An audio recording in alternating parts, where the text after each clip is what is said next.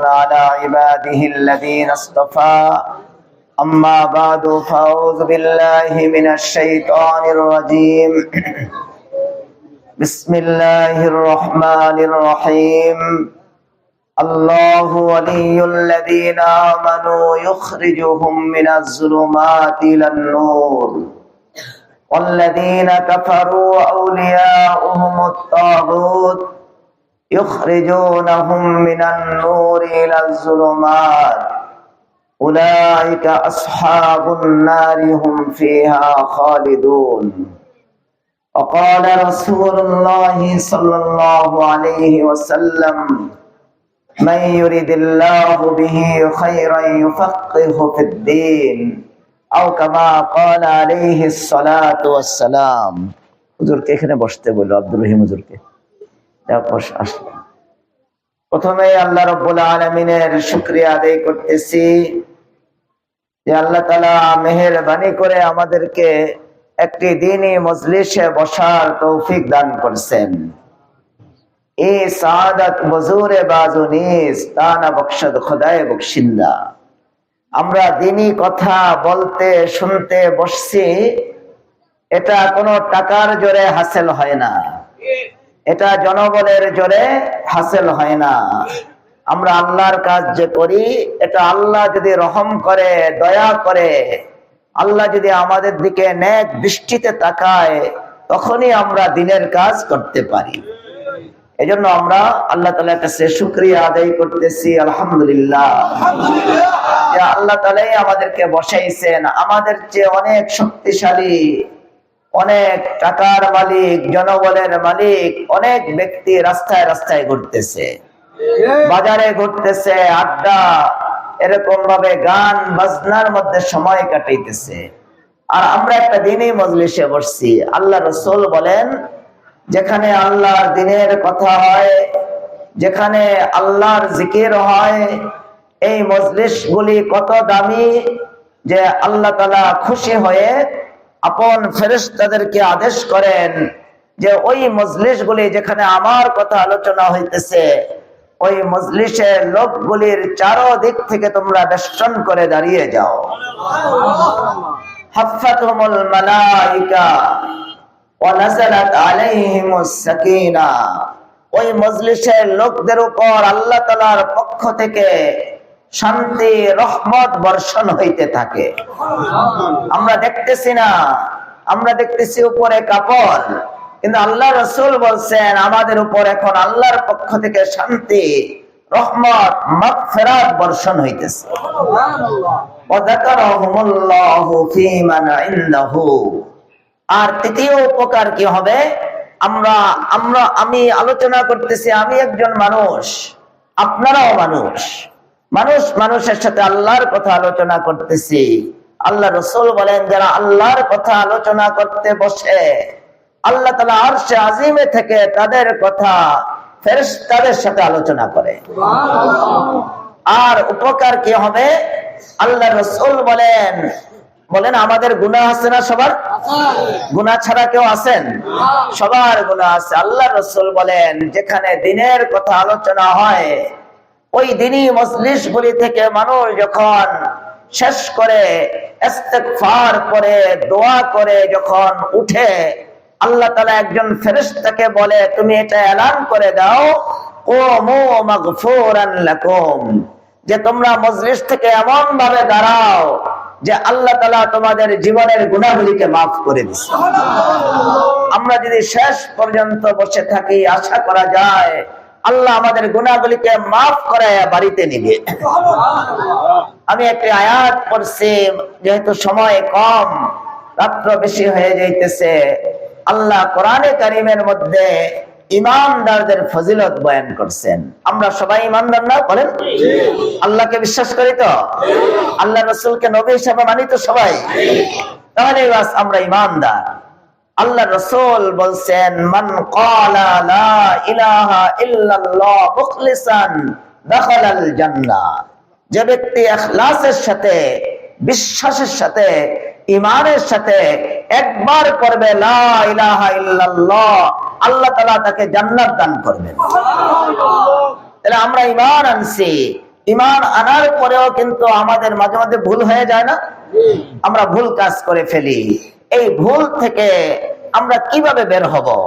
আল্লাহ কোরআনে কারীমের মধ্যে বলেন, আল্লাহু ওয়ালিয়ুল্লাযীনা আমানু ইখরিজুহুম মিনাজ যুলুমাতি ইলান নূর ওয়াল্লাযীনা কাফারু আউলিয়াউহুমুত তাগুত ইখরিজুনাহুম মিনান নূরি ইলাজ যুলুমাত। আল্লাহ মুমিনদের শানে বলে যে যারা ঈমান আনে, যারা আমি আল্লাহকে বিশ্বাস করে, আমার রাসূলকে যারা বিশ্বাস করে, আল্লাহ বলেন তারা হলো আমার খাস বান্দা, তারা হলো আমার ওলি, তারা হলো আমার বন্ধু। তাদের যদি কোনো সময় ভুল হয়ে যায়, কোনো ভুলে পড়ে, কারো চক্রান্তে পড়ে, তারা যদি কোনো সময় অন্ধকারে ঢুকে যায়, ভুল জগতে চলে যায়, আল্লাহ বলেন এই মুমিনগুলিকে আমি কোনো না কোনো সময় তাদের ঈমানের কারণে আমি তাদেরকে অন্ধকার থেকে উঠিয়ে আমার কুদরতে আমি তাদেরকে আলোর দিকে নিয়ে আসি। আল্লাহু ওয়ালিয়ুল্লাযীনা আমানু ইখরিজুহুম মিনাজ যুলুমাতি ইলান নূর। আল্লাহ বলতেছেন আমার ওলি হলো ঈমানদাররা, আমার প্রিয় বান্দা হলো ঈমানদাররা। আর এই ঈমানদাররা যদি কোনো কারণে অন্ধকার জগতে চলে যায়, আমি আল্লাহ আমার এই ঈমানদার বান্দার উপরে রহম করে তাকে আলোর দিকে আমি নিয়ে আসি।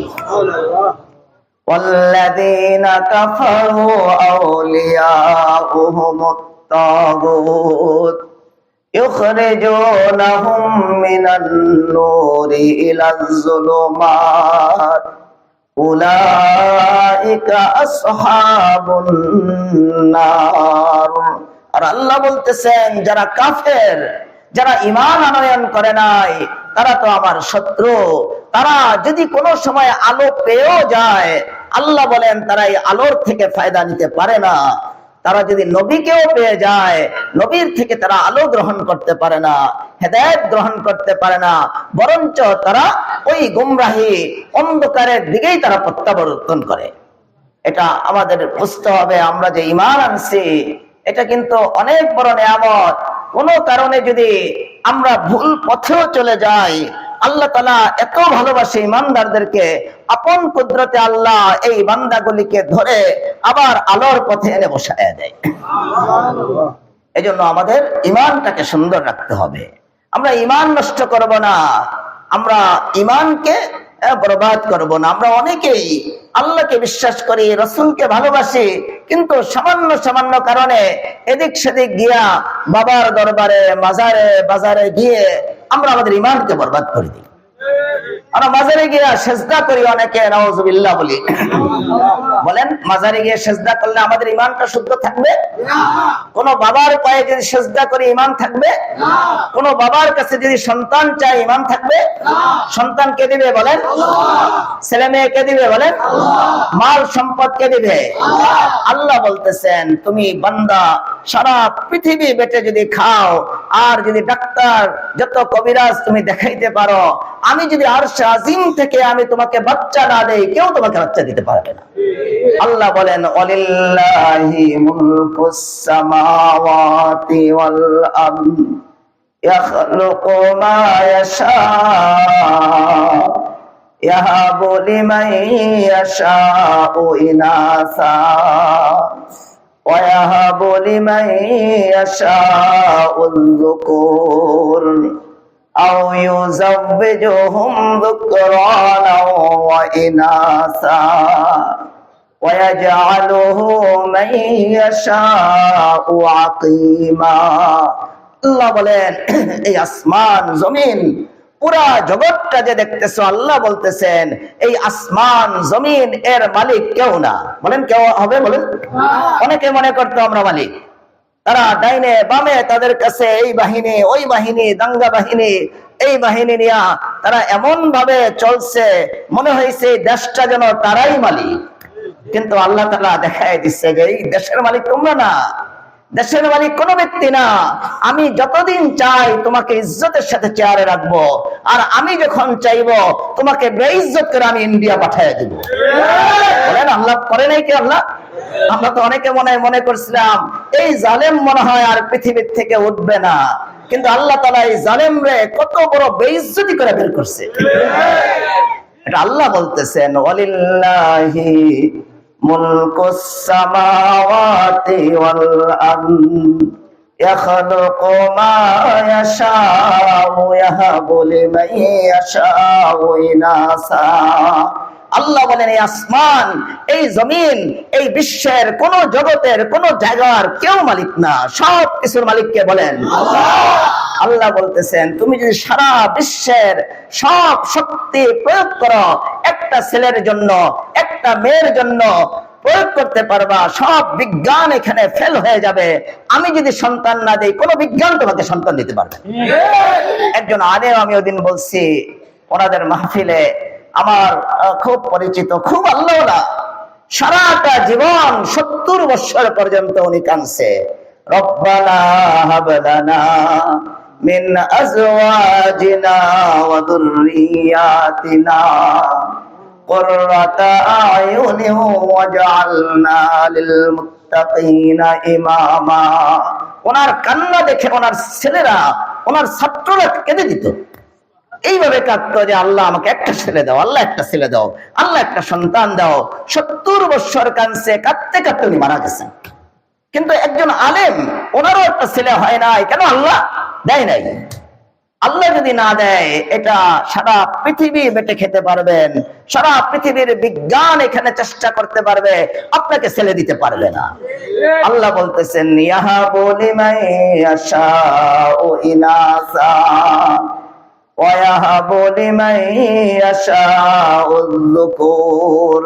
আল্লাহ বলেন আমার হাতে সব ক্ষমতা, আমি যদি চাই তাহলে আমি কাউকে ছেলে দান করি, আমি যদি চাই তাকে মেয়ে দান করি, আমি যদি চাই কাউকে ছেলে মেয়ে উভয়টা দান করি, আমি যদি চাই তাহলে তাকে বন্ধা আমি বানিয়ে দিই।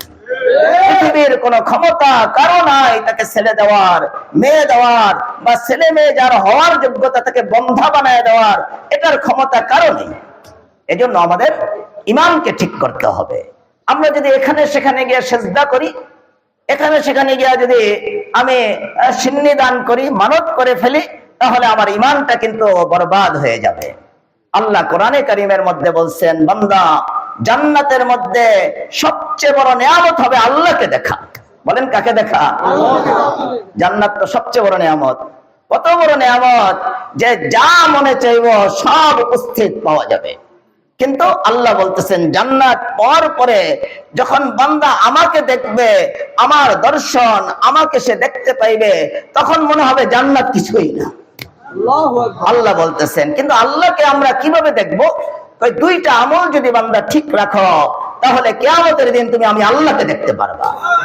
ফামান কানা ইয়ারজু লিকা রাব্বিহি ফালইআমাল আমালান সালিহা ওয়া লা ইউশরিক বিইবাদাতি রাব্বিহি আহাদা।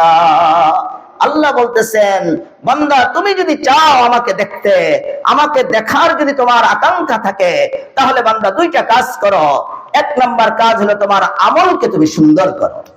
তুমি নামাজ পড়ো, রোজা রাখো, যাকাত দাও, সত্য কথা বলো, মিথ্যা কথা ছেড়ে দাও, জুলুম অত্যাচার এগুলি ছেড়ে দাও, সুদ ঘুষ ছেড়ে দাও, স্ত্রী মেয়েদেরকে বেপরদায় বের করা ছেড়ে দাও। এগুলি হলো আমলে সালেহ। প্রথম কাজ হলো কি করা? আমলে সালেহ করা, ভালো আমল করা। ফামান কানা ইয়ারজু লিকা রাব্বিহি ফালইআমাল আমালান সালিহা ওয়া লা ইউশরিক বিইবাদাতি রাব্বিহি আহাদা। আল্লাহ বলতেছেন, বান্দা তুমি যত বড় নিয়ামত পাইতে পারো, জান্নাতে তো এত নিয়ামত যে তোমার মনে যদি শুধু উদয় হয় যে আমি আম খাইব, হাদিসের মধ্যে আসছে যে আমের একেবারে ছোপ্পা তোমার সামনে উপস্থিত হয়ে যাবে। তোমার মনে হলো আমি এইটা একটু দেখতে পারতাম বা ওইটা, এটা তোমার কিছু কষ্ট করতে হবে না, যেতে হবে না, সব অটোমেটিক উপস্থিত হয়ে যাবে। কিন্তু এই সব নেয়ামত মনে হবে কিছুই না আল্লাহর নেয়ামতের সামনে। তুমি হাঁটতে নিলে হাদিসের মধ্যে আসছে, এখন তো আমাদের যারা দেশ পরিচালনা করে ওনারা চলতে গেলে অনেক প্রোটোকল দিতে হয়, ডাইনে বামে সামনে পিছনে অনেক পুলিশ সেনাবাহিনী থাকতে হয়, এটা প্রয়োজনও আছে। হাদিসের মধ্যে আসছে একজন জান্নাতি যখন হাঁটবে তার ডাইনে বামে সামনে পিছনে 70,000 তার খাদেম গিলমান, যাদের চেহারা হবে চাঁদের মতো আলোকিত, এরকম 70,000 খাদেম তারা আশেপাশে চলতে থাকে। কত নেয়ামত, কিন্তু আল্লাহ বলতেছে এগুলি কিছুই নেয়ামত মনে হবে না। যখন তুমি এইভাবে একবার আল্লাহকে দেখবে, এই দেখার মধ্যে তোমার দীর্ঘ সময় কেটে যাবে, তোমার যে জান্নাতি হুর স্ত্রী থাকবে, খাদেম খদ্দাম থাকবে, সব কিছুর কথা আল্লাহকে দেখার কারণে ভুলে যাবে। আল্লাহ বলতেছেন বান্দা আমাকে যদি দেখতে চাও তাহলে দুইটা আমল করো। এক নম্বর হলো আমলে সলেহ করো, তুমি তোমার ব্যবসাটাকে সুন্দর করো, সুদ মুক্ত করো, মিথ্যা ছাড়া ব্যবসা করো, হালাল ভাবে ব্যবসা করো। তুমি নামাজকে আল্লাহর জন্য পড়ো, রোজা আল্লাহর জন্য রাখো, হজ আল্লাহর জন্য করতে থাকো, বাস এই আমলে সলে করতে থাকো। আরেকটা হলো ওয়ালা ইউশরিক বিইবাদাতি রাব্বিহি আহাদা। আল্লাহ বলতেছেন দ্বিতীয় আমল যেটা তুমি যদি করো তাহলে কি হবে, তুমি কিয়ামতের দিন আমাকে দেখতে পারবে। ওই দ্বিতীয় আমলটা কি, আল্লাহর সাথে কাউকে শরীক করা যাবে না। সন্তান চাইতে হয় আল্লাহর কাছে। আপনি যদি মাজারে গিয়া চান তাহলে মাজারের বাবারে আল্লাহর সাথে কি করে ফেললেন, শরীক করে ফেললেন, তাহলে আপনি আল্লাহকে দেখতে পারবেন না। এজন্য আমাদের আকীদা ঠিক করতে হবে, বিশ্বাস ঠিক করতে হবে। এইভাবে যদি আমরা ঈমানদার হইতে পারি, আমাদের যদি কোনো ভুল কোনো ত্রুটির কারণে আমরা অন্ধকারে পড়ে যাই, আল্লাহ আপন কুদরতে আমাদেরকে আলোর দিকে নিয়ে আসবে। এজন্য আমরা আমাদের ঈমানকে ঠিক করব, আমলকে ঠিক করব। আর কাফের যারা আছে, মুশরিক যারা আছে, তাদের উপর তো আল্লাহর রহমতের দৃষ্টি নাই।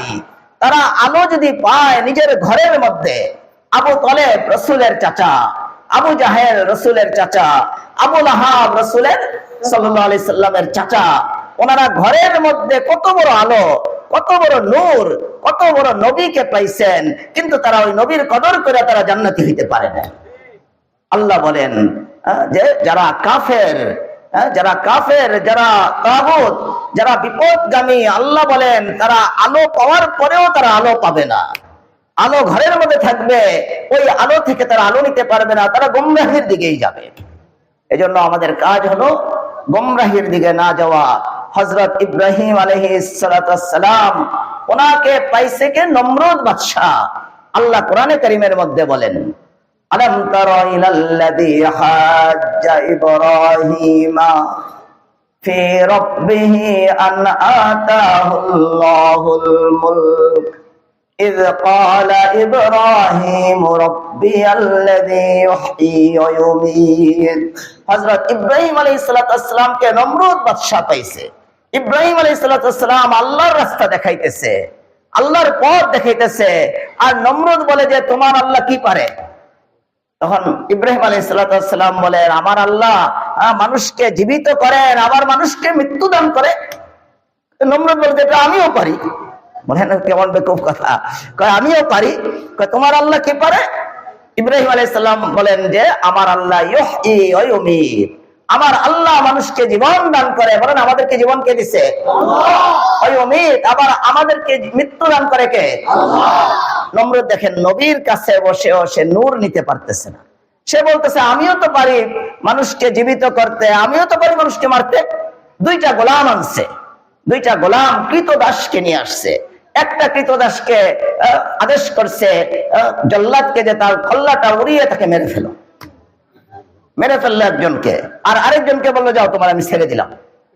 ইব্রাহিম আলাইহিস সালামকে বলে যে দেখো তোমার আল্লাহ মানুষকে মারতে পারে, জীবিত করতে পারে, আমিও তো মারতে পারি, জীবিত করতে পারি। ইব্রাহিম আলাইহিস সালাম চিন্তা করে যে এটা তো এইভাবে হবে না। ইয ক্বালা ইব্রাহিম রাব্বিয়াল্লাযী ইউহয়ী ওয়া ইউমীত ক্বালা আনা উহয়ী ওয়া উমীত قال إبراهيم فإن الله يأتي بالشمس من المشرق। ইব্রাহিম আলাইহিস সালাম নমরুদকে বলে, আচ্ছা তোমার তো দেখা যাইতেছে আকল বলতে কিছু নাই, আমার আল্লাহ পূর্ব দিক দিয়ে সূর্য উঠায় আর পশ্চিম দিক দিয়ে সূর্য অস্ত দেয়, তুমি যদি খোদা হয়ে থাকো তুমি এটা করে দেখাও। ফাবহিতাল্লাযী কাফার। তখন নমরুদ সে থেমে গেছে, জবাব দিতে পারতেছে না। জবাব দিতে না পেরে বলতেছে যে ইব্রাহিমকে আগুনের মধ্যে নিক্ষেপ করো। দেখেন ইব্রাহিম আলাইহিস সালাম উনি নূর নিয়ে আসছে, আলো নিয়ে আসছে, দিন নিয়ে আসছে। নমরুদ ওনার কাছ থেকে কি নিতে পারলো না? দিন নিতে পারলো না, আলো নিতে পারলো না। আল্লাহ বলেন যারা ঈমানদার না, যারা কাফের, তাদের দিল এত অন্ধকার হয়ে যায়, তারা কাছে আলো পাওয়ার পরেও, দিন পাওয়ার পরেও তারা দিন নিতে পারবে না।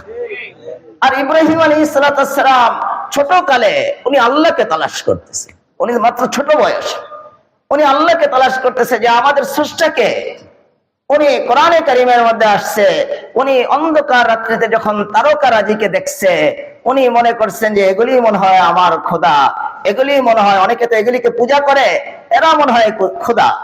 ফালাম্মা ফালা, যখন এই তারকারাজিগুলি নিভে গেল, সূর্য উঠে গেছে, তারকারাজি আর দেখা যায় না, উনি বলেন আমার খোদা তো এমন হইতে পারে না যে কিছু সময় তার অস্তিত্ব থাকে আবার কিছু সময় তার অস্তিত্ব বিলীন হয়ে যায়, আমার খোদা তো এমন হইতে পারে না, তাহলে এটা আমার খোদা হতেই পারে না।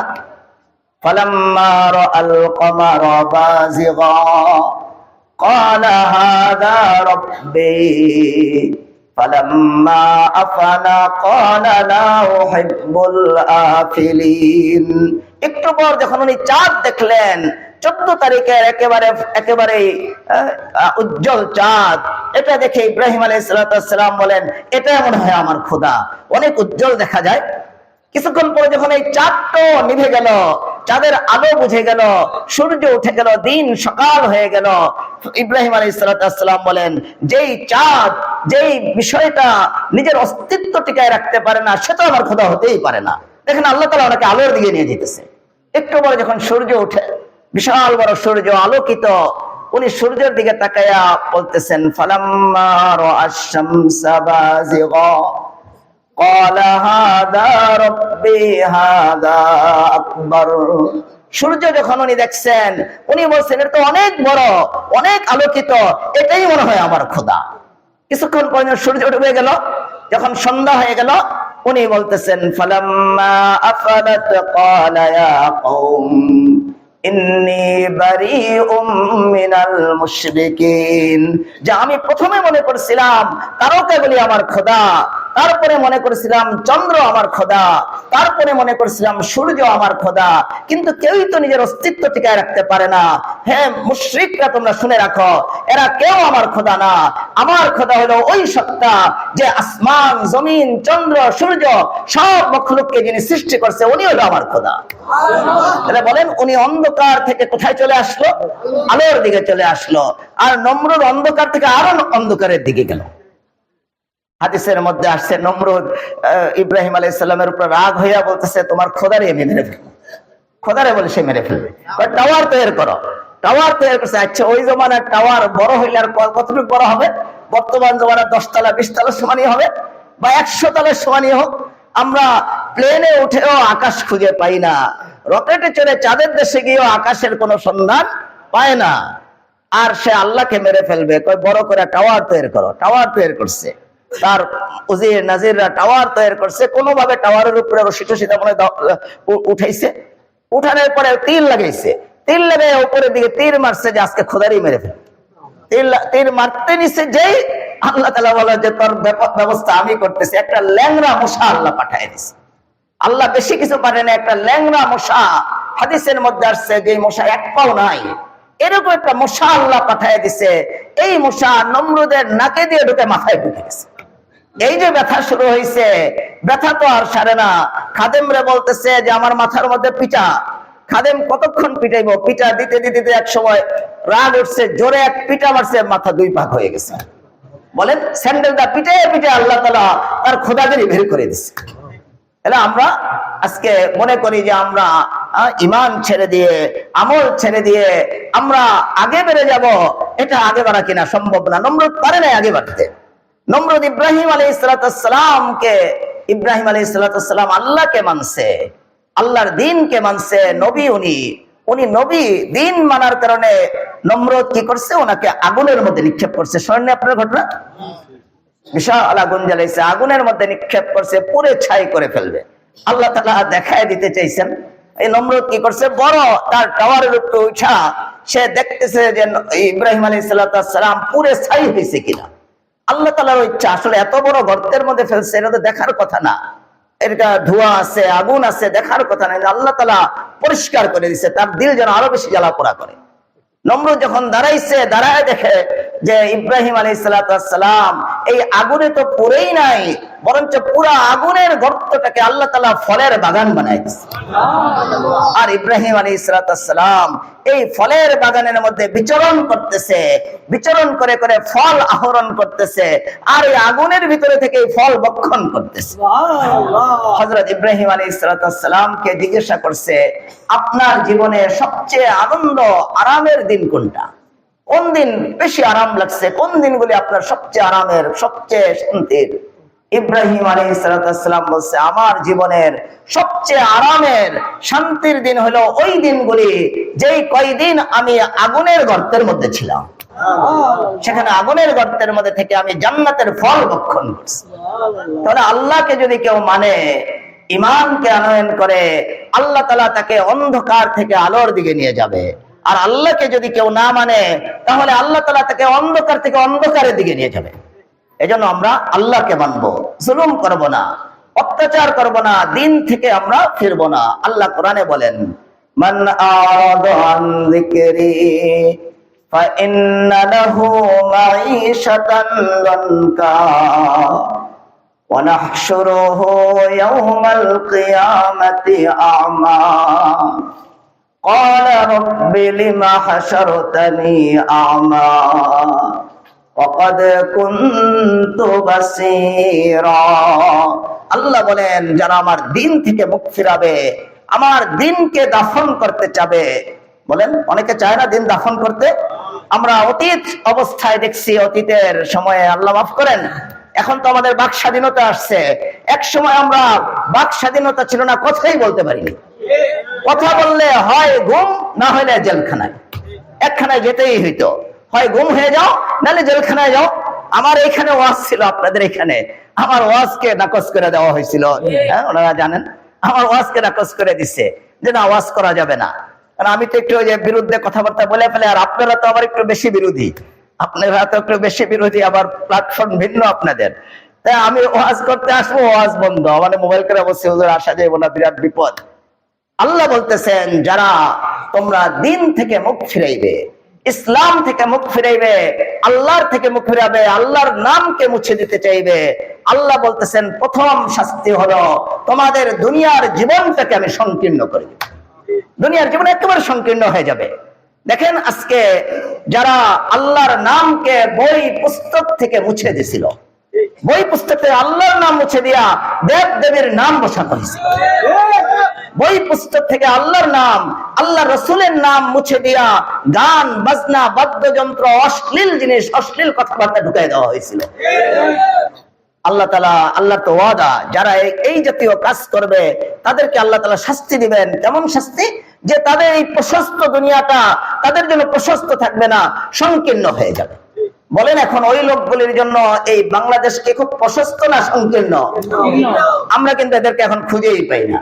যারা অনেক মুখ উঁচা করে হাঁটতো, ইসলামের বিরুদ্ধে স্লোগান দিত, আজকে তারা এত নগণ্য হয়েছে, কিছু কিছু মাছ এখন পাওয়া যায় না, নগণ্য হয়ে গেছে, একেবারে পাওয়াই যায় না, খুঁজে খুঁজে পাওয়া যায় না। আমাদের ওই ভাইগুলির আরো বেশি তাদের বিরল হয়ে গেছে, পাওয়াই যায় না। তাদের জন্য আল্লাহ তাআলা নিজের বাড়িটাকে পর্যন্ত সংকীর্ণ করে দিচ্ছে, নিজের ঘরেও ঢুকতে পারে না। আল্লাহ বলতে, এটা আল্লাহর ওয়াদা, এটা আপনাদেরও বুঝতে হবে। আজকে যদি আপনারা, আমরা যেই দলে আসুক, যেই লোকেই আসুক, তারা যদি আবার ওই পথে চলে, জুলুমের পথে যদি তারা চলে, আল্লাহর বিরুদ্ধে যদি তারা চলে, তারা আগের পার্টিকে তো আল্লাহ মার দিচ্ছে, পিটাই দিচ্ছে, বেইজ্জত করছে আল্লাহ তাআলা ইউনিভার্সিটির ছেলে দিয়া। আমার মনে হয় এখন যারা জুলুম করতে আসবে, যদি কেউ করে, তাদেরকে আল্লাহ তাআলা পিটাই দিবে সাধারণ একেবারে ছোট ছোট মক্তবের ছেলে দিয়ে। এই জন্য আমাদের একটু থাকতে হবে, এখন সতর্ক থাকতে হবে। আপনি যেই দলেরই হন, আপনি যদি জুলুম অত্যাচারের পথে যান, তাহলে কিন্তু আপনার আল্লাহ আমাদের সামনে দেখায় দিছে কি বিচার হয়।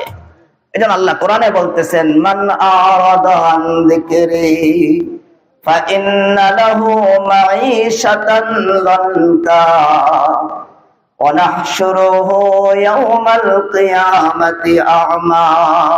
আল্লাহ বলতেছেন, যারা আমার দিন থেকে মুখ ফিরাইবে, আমার দিনের বিরোধিতা করবে, ইসলামের বিরোধিতা করবে, প্রথম শাস্তি হলো এই পৃথিবীর জীবনটাই আমি তোমাদের জন্য সংকীর্ণ করে দিব, অসুখী করে দিব, তোমাদের জীবন সুখ থাকবে না। আর দ্বিতীয় বিপদ কি হবে? আল্লাহ বলতেছেন, ওয়ানাহশুরুহু ইয়াওমাল কিয়ামাতি আ'মা ক্বালা রাব্বি লিমা হাশারতানি আ'মা ওয়াকাদ কুনতু বাসীরা। আমি বলি যে মাইক তোমরা সবখানতে নিবা না, শুধুই মাসুদের মাইক নিবা। আজে বাজে মাইক থেকে নিয়ে প্রত্যেকবার আপনারা ডিস্টার্ব করেন। ও কোথায় উল্টা পাল্টা ওরা রাখবেন সবসময়। যে মাইকের মধ্যে গান বাজে এই মাইক নেবেন না কোনো সময়, আওয়াজ কথা বলা যায় না। হ্যাঁ, ঘুমাইতেছে মাসুদের মাইক ঘুমাসকে ঘুমাও, তুমি ঠিক করো। আমি প্রথমে আর দেখেই বলছি, বুঝছি ডিস্টার্ব হবে, ঠিক করবি বেটা মাইক। আল্লাহ দ্বিতীয় শাস্তির কথা বলতেছে,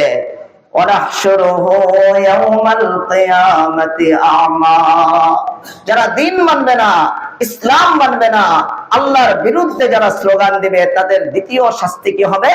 আল্লাহ বলতেছেন, কিয়ামতের দিনে আল্লাহ তাদেরকে অন্ধ করে উঠাবে। এজন্য আমরা দিনকে মানব, ইসলামকে মানবো, ইমান ঠিক রাখবো, আমল ঠিক রাখবো।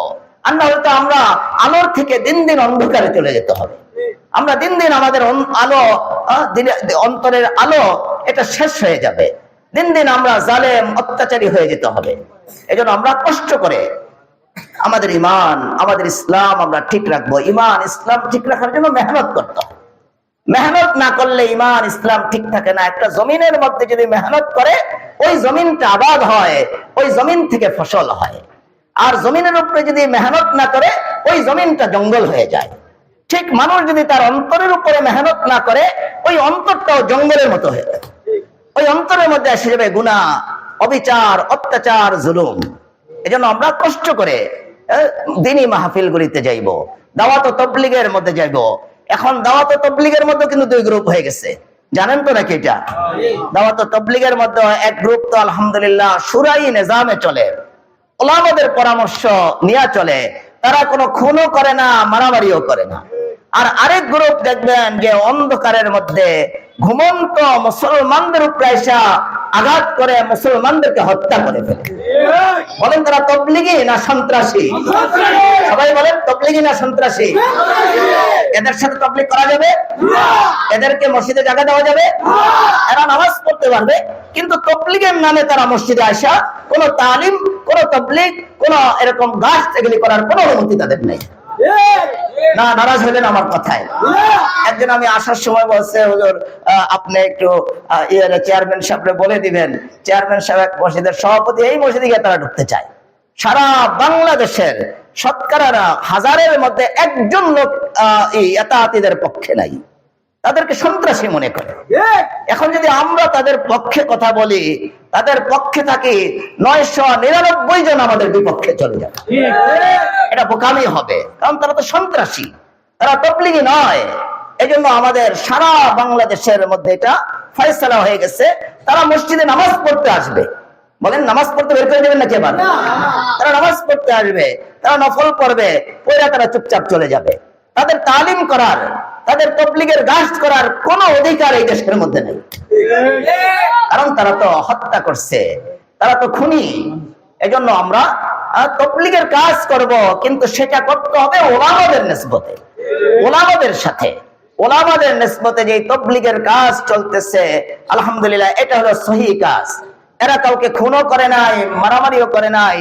এত বড় ঘটনা ঘটে গেছে, কিন্তু আমাদের এই উলামায়ে কেরামের পক্ষে যারা তাবলীগের কাজ করতেছে, তারা ওই এতাআতী ভাইদেরকে একটা পিটাও দেয়নি। তাদের ঘর কোন পড়তে যায় নাই, সবর করছে, ধৈর্য ধারণ করছে, বিচার বিভাগের কাছে দিয়ে দিচ্ছে, বিচার বিভাগ তাদের বিচার করতেছে। এজন্য আমরা তাবলীগের কাজ করব, কিন্তু এটা হক তাবলীগ যেটা আছে এটা করতে হবে। বাতিল তাবলীগ যদি আমরা করতে যাই, তাবলীগ করতে পারবো, চিল্লা দিতে পারবো, 3 চিল্লা দিতে পারবো, কিন্তু আমার আমলনামার মধ্যে খুনের গুনাহ লেখা হবে। আল্লাহ আমাদের সবাইকে বুঝদান করেন। এজন্য আমরা আমাদের দ্বীনকে, ঈমানকে আগে বাড়ানোর চেষ্টা করব। এটা একটা মাদ্রাসা, যেহেতু অনেক মা বোনেরা আপনারা আসছেন, গার্জিয়ানরাও আসছেন, আমাদের সন্তানগুলিকে আমাদের সুন্দর পথে আমাদের উঠায় দিয়ে দিতে হবে। আমি মারা যাওয়ার পরে আমার সন্তান যদি গান শুনে, সিনেমা দেখে, আর মেয়ে নারী নির্যাতনের মধ্যে সে লিপ্ত থাকে, আজে বাজে কাজে লিপ্ত থাকে, তাহলে আমি কবরে গিয়ে তো কিছু পেলাম না। আমি মারা যাওয়ার পরে আমার এমন কিছু সন্তান থাকতে হবে। আল্লাহ রাসূল বলেন যে সব আমল মানুষের মৃত্যুর পরে বন্ধ হয়ে যায়, কিন্তু 3টা আমল তার বন্ধ হয় না। এর মধ্যে একটা আমল হলো সে যে নেককার ছেলে মেয়ে রেখে যায়। এই নেককার ছেলে মেয়ে যত নামাজ, যত রোজা, যত জিকির, যত তাবলীগ, যত উমরা, যত হজ করবে, তার এক অংশ সওয়াব ওই বাপ মার আমলনামায় পৌঁছতে থাকে। এজন্য আমাদের ছেলে মেয়েদেরকে আমাদের দ্বীন শিক্ষা দিয়ে যেতে হবে। আল্লাহ রাসূল সাল্লাল্লাহু আলাইহি ওয়াসাল্লাম বলেন, قال رسول الله صلى الله عليه وسلم من سلك طريقا يلتمس فيه علما سخر الله له به طريقا إلى الجنة। আল্লাহ রাসূল বলেন, যে ব্যক্তি কোরআন শিখার জন্য, দ্বীন শিখার জন্য রাস্তায় শুধু নামে। আপনারা তো মনে করেন যে দ্বীন শিখলে মনে ঠকে যাবে। আমার খালু এটা মনে করছিল। উনি অনেক বড় ডাক্তার ছিল, অনেক খুব বড় মাপের লোক ছিলেন। উনি আমার আব্বার পিছনে লাগছে, যখন আমি মাদ্রাসায় ভর্তি হলাম আমার আব্বার পিছনে লাগছে যে দিলা শেষ করে তোমার ছেলেটারে, ভাতও পাইবো না, ডাইলও পাবে না। এই শব্দটা আমার খালু বলছিল, ভাতও পাবে না, ডাইলও পাবে না। আমি তো কালকে ওনাদের এখানে বয়ান করছি, শুধু 8 প্রকারের মাছ রান্না করছে। মাছ শুধু 8 প্রকারের রান্না করছে, মুরগি, গরুর গোশত, খাসি, তারপরে বিরিয়ানি, আরো যে কত কিছু রান্না করছে। আমি খাইছি আর খালি বকছি, খাইছি আর বকছি যে এত কিছু রান্না। আমার খালু একেবারে ঠিক কথা বলছে যে সে ভাতও পাবে না, ডালও পাবে না। আমার তো প্রতিদিন বিরিয়ানি, কোরমা, পোলাও আমার সামনে থাকে। আমার খালু কি ভুল বলছে না সত্য বলছে বলেন? আমার খালু তো সত্যই বলছে যে ভাতও পাবে না, ডাইলও পাবে না। প্রতিদিন ডাল চাইয়ার পরে খেতে হয়, ডাউল চেয়ে খেতে হয় যে ভাই একটু ডাউল রান্না করলে একটু দাও। আমার খালু তো ঠিকই বলছে। পোলাও বিরিয়ানির সামনে আমি কই ভাত দাও, আমার খালু বলছে ভাত পাবে না। কিন্তু আমার পোলাও বিরিয়ানি গুলি বাদ দিয়ে আমার ভাত চাইয়া খেতে হয়। এরকম ভাবে আরো যেগুলি রোস্ট মোস্ট এগুলি বাদ দিয়ে আমার ডাউল চেয়ে খেতে হয়। আমার খালু ঠিকই বলছে। আল্লাহ রাসূল এর আগেই বলে দিচ্ছেন যে যারা মাদ্রাসায় পড়বে, শুধু আল্লাহর দ্বীন শিখার জন্য রাস্তায় পাটা রাখবে, তার কতটুকু ফজিলত আল্লাহ দান করেন। আল্লাহ রাসূল বলেন, মান সালাকা তরিকান ইয়ালতামিসু ফীহি ইলমান সাখারাল্লাহু লাহু বিহি তরিকান ইলাল জান্নাহ আও কামা ক্বালা আলাইহিস সালাতু ওয়াস সালাম। আল্লাহ রাসূল বলেন, যে ব্যক্তি দ্বীন শিখার জন্য, কোরআন শিখার জন্য রাস্তায় নামে, আল্লাহ তাআলা এত খুশি হয় যে তার জন্য আল্লাহ তাআলা জান্নাতের রাস্তাকে সহজ করে। আর আল্লাহ রাসূল বলেন, এই ছাত্রগুলি যখন কোরআন শিখার জন্য মাদ্রাসায় যাইতে থাকে, আল্লাহ ফেরেশতাদেরকে বলেন, তোমাদের নুরানি পরগুলি ছাত্রদের পায়ের নিচে বিছায়া দাও। তাহলে বলেন, আমাদের ছেলেরা মাদ্রাসায় পড়ে কি ঠকে যাবে? বলেন, আমাদের আকীদা ঠিক করা দরকার। ঠকবে না ইনশাআল্লাহ। আমার এক ভাই কলেজে পড়ায়, আরেক ভাই স্কুলে পড়ায়, হাই স্কুলে। আমার আম্মার কাছে যে আসে 2-1 সপ্তাহ পর পরই দেখতে, আমার কাছে আমার আম্মা থাকে। আমার আম্মাকে আমার ভাইয়েরা বলে যে আমাদের স্কুলে কলেজে পড়াইছিলা গেলি, দাদার মতো আমরা মাদ্রাসায় পড়াইতা। দাদাই দেখি যে আমার দাদাটাকে আর কি, বড় ভাইরে দাদাও তো ডাকে, যে আমার বড় ভাই দেখি একটা বদনা উঠাইলে 10 জন মানুষ দৌড়ে যায় এটা ধরার লেগা। আর আমরা বাজার করতে করতে আমার পিঠ ব্যথা হয়ে যেতেছে। আমার আম্মার এসে আমার ভাইয়েরা বলে যে আমার মাদ্রাসায় পড়াইলে না খেল, আমার মাদ্রাসায় পড়াইতে, তাহলে তো দাদার মতো আমরাও সম্মান পাইতাম। আমি সম্মানের জন্য পড়ি নাই, কোন সম্মানের জন্য আমরা পড়ি নাই, আমরা আল্লাহর জন্য পড়ছি। বাকি আল্লাহ রাসূল দোয়া করছে, আল্লাহ আমার উম্মতের মধ্যে যারা কোরআন শিখবে, যারা আলেম হবে, আল্লাহ তারা যেন রিজিকের অভাব তারা ভোগ না করে। আপনি বলেন, আপনার বাড়িতে কোনো দাওয়াত দিতে মন চাইলে আপনি কোন কলেজের অধ্যাপকরা দাওয়াত দেন? বলেন বলেন, আর কোন অধ্যাপক দাওয়াত দেন? কোন ডাক্তারের দাওয়াত দেন? ইঞ্জিনিয়ারের দাওয়াত দেন? কারে দাওয়াত দেন? মসজিদের ইমাম সাহেব, মাদ্রাসার হুজুর, মাদ্রাসার ছাত্র, অনেকে পিছনে পিছনে খালি জীবত করে, হুজুররা যাইতেছে। আসলে ওদেরকে দাওয়াত দেয় না, একটু কষ্ট পায়, ওরা কষ্ট পায় হুজুরদের একটু ঠাট্টার বিদ্রুপ করে। এই যে হুজুর করে গিয়ে দাওয়াতটা দেন, হুজুর করে খাওয়ানোর জন্য আপনি এত কাকুতি মিনতি চেষ্টা করেন, এটা হলো আল্লাহ রসুলের দোয়ার বরকত। আল্লাহ রসুল দোয়া করছে, আল্লাহ আমার উম্মতের আলেমরা যেন রিজিকের কোনো অভাব ভোগ না করে। এজন্য আমরা আমাদের ছেলে মেয়েদেরকে দিন শিক্ষা দিব, কোরআন শিক্ষা দিব। হাদিসের মধ্যে আসছে, যারা কোরআন শিখবে, কোরআনকে সামনে রাখবে, তাদের ফজিলত কি? যে তারা যখন মৃত্যুবরণ করবে, যারা কোরআন পড়ছে, যারা কোরআন শিখছে, কোরআন তেলাওয়াত করছে, কোরআনকে ভুলে নাই, কোরআনকে বুকের মধ্যে রাখছে, আল্লাহ রাসূল বলেন মৃত্যুর পরে যখন কবরের এই ভয়াবহ দৃশ্য আমাদের সামনে আসবে, অন্ধকার কবর, ডাইনে সামনে উপরে সব জায়গায় শুধু মাটি আর ঘুটঘুটে অন্ধকার। আমি মিশকাত শরীফের মধ্যে হাদিস পড়াই যে পৃথিবীর সবচেয়ে সাহসী লোক, যে কোনো ভয় যার অন্তরে নাই, এই লোকটা কবরের মধ্যে গিয়ে যখন প্রথম তার চোখটা খুলবে, সে ভীতু হয়ে যাবে, সে কম্পিত হয়ে যাবে, তার ভয়ের শেষ থাকবে না, সে কাঁপতে থাকবে। যারা কোরআনের উপরে আমল করছে, কোরআন শিখছে, কোরআন তেলাওয়াত করছে, হাদিসের মধ্যে আসছে কবরের জীবনের মধ্যে যখন তার চোখটা খুলবে, চোখ খুলেই দেখবে তার ডাইন পাশে তার মাথা বরাবর একজন সুন্দর আলোকিত একজন যুবক বসে আছে। আর এই যুবক তাকে সান্ত্বনা দিবে যে তুমি ভয় পেও না, আমি তোমার ওই কোরআন, তুমি রাত্রে বেলা, শেষ রাত্রে, প্রথম রাত্রে আমাকে ভুলো নাই, আমাকে তেলাওয়াত করতা, আমি আজকে যুবকের বেশে তোমাকে সান্ত্বনা দেওয়ার জন্য কবরে চলে আসছি। তোমার পিঠের নিচে জান্নাতের গালিচা বিছানার আগ পর্যন্ত আমি তোমার থেকে পৃথক হব না। এই জন্য আমাদের কোরআনের সাথে সম্পর্ক করতে হবে, ইমান যেমন ঠিক রাখতে হবে, কোরআনের সাথে সম্পর্ক রাখতে হবে। সবাই সবার সন্তানকে আমরা প্রাথমিকভাবে প্লে, নার্সারি 1, 2, 3 এই 3-5টা ক্লাস যদি মাদ্রাসায় পড়াই, সে কোরআন শিখে ফেলবে, 30 পারা কোরআন সে পড়তে পারবে। সাথে সাথে স্কুলের 1, 2, 3 যা বাংলা, ইংরেজি, অঙ্ক, এই যে দেখেন ইংরেজি লেখাগুলি, আমি দেখছি আমার জানা মতে অনেক BA পাস, MA পাস ছেলের লেখা এত সুন্দর না। একজন ডাক্তারের আজকে প্রেসক্রিপশন আমাকে একটা ছেলে দেখাইছে, প্রেসক্রিপশন বলবো না এটা যে কোনো কাক না পাখি দৌড়াদৌড়ি করছে, আল্লাহ তাআলাই জানেন। পাখি কালির মধ্যে পড়ে যদি দৌড়ায় তাহলে আঁকা বাঁকা হবে না? ডাক্তারের লেখা দেখে আমি কতক্ষণ হাসছি, কি লেখা দেখছে, এটা তো ডিসপেন্সারির এদের বুঝতে কষ্ট হবে। কিন্তু আমাদের ছাত্রদের লেখা দেখেন, বাংলা, ইংরেজি। আমার এখানে আজকে জিজ্ঞাসা করলাম যে কত মাত্র তো ভর্তি শুরু হয়েছে নুরানি বিভাগে, যে আজকে প্রায় 300-র মতো ছেলে ভর্তি হয়ে গেছে। আমরা টার্গেট করছি 500 ছাত্র।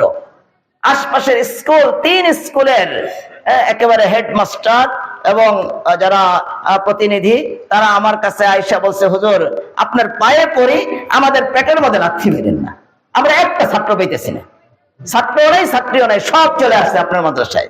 একটার পর একটা তো আলহামদুলিল্লাহ মাদ্রাসা আছে। আলহামদুলিল্লাহ আমাদের এলাকার যারা শিক্ষক শিক্ষিকা স্কুলে পড়ায়, তাদের ছেলে মেয়েও সব মাদ্রাসায়। প্রাথমিক পড়ালেখাটা সবাই মাদ্রাসায় করায় নি। আপনারাও যদি প্রাথমিক পড়ালেখাটা প্লে, নার্সারি 1, 2, 3 এই 5টা শ্রেণী আপনি পড়ান, তাহলে আপনার ছেলে 30 পারা কোরআন অনারেবল পড়তে পারবে। আপনার ছেলে ডাক্তার, ইঞ্জিনিয়ার হবে, অক্সফোর্ড বিশ্ববিদ্যালয়ে গিয়ে পড়ালেখা করবে। আপনি মারা যাওয়ার পরে এই 3টা শ্রেণী যদি শুধু পড়ে, সে আপনি মারা যাওয়ার পরে আপনার জানাজাটা সে পড়াইতে পারবে। জুমার নামাজের ইমাম যদি কোনোদিন থাকতে না পারে, আপনার এলাকার এই ছেলেগুলি ডাক্তার হয়ে গেছে, ইঞ্জিনিয়ার হয়ে গেছে, তারা সুন্দরভাবে জুমার নামাজ পড়াই দিতে পারবে। আমাদের ছেলেমেয়েরা কলেজে, ইউনিভার্সিটিতে পড়লে কোনো অসুবিধা নাই। প্রাথমিক শিক্ষাটা যদি তারা নুরানি এই সমস্ত মাদ্রাসায় পড়ে যায়, ইনশাল্লাহ এই ঈমান, এই কোরআনের নূর আশা করা যায় একেবারে মৃত্যুর আগ পর্যন্ত তার অন্তরে থাকবে। এজন্য আমরা আমলকে সুন্দর করব। রাত্র বেশি হয়ে যাইতেছে, সবাই আমরা দিনকে হেফাজত করব, আজে বাজে ভাবে চলবো না। একটু মাদ্রাসা হয়েছে, কিছু নিয়মের ভিতরে আমরা চলি। আমার মাদ্রাসায় অনেক নিয়ম, কেউ ভর্তি হতে আসলে অনেক নিয়ম, 30-40টা নিয়ম দেওয়া হয়। অনেক গার্জিয়ান প্রথমে ডরাই যায় আমি ডরাইলেও কোনো অসুবিধা নেই, ডরাইলেও অসুবিধা নেই। যেই কলেজের নিয়ম কানুন করা সেখানে দেখবেন ছাত্র খুব বেশি, আর যেখানে নিয়ম নাই ঢিলা ঢালা পুস্তক খোলা ওখানে ছাত্র খুঁজে পায় না। আমাকে একটু আগে বলছে যে হুজুর একটু নিয়ম টিয়ম অনেক করা, আমি তো এটাই ঠিক আছে। নিয়ম অনিয়ম যদি ঢিলা ঢালা হয় তাহলে মাদ্রাসার কোনো সৌন্দর্যতা থাকবে না। আমি দেখছি আমি যত নিয়মের মধ্যে কঠিন করছি তত ছাত্র বেড়ে যেতেছে, ছাত্র বেড়ে যেতেছে।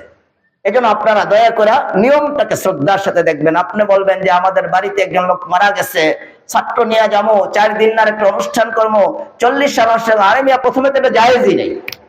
আপনি 4 দিন না করবেন, কইরা তো তেলনার মাথায় তেল দিবেন।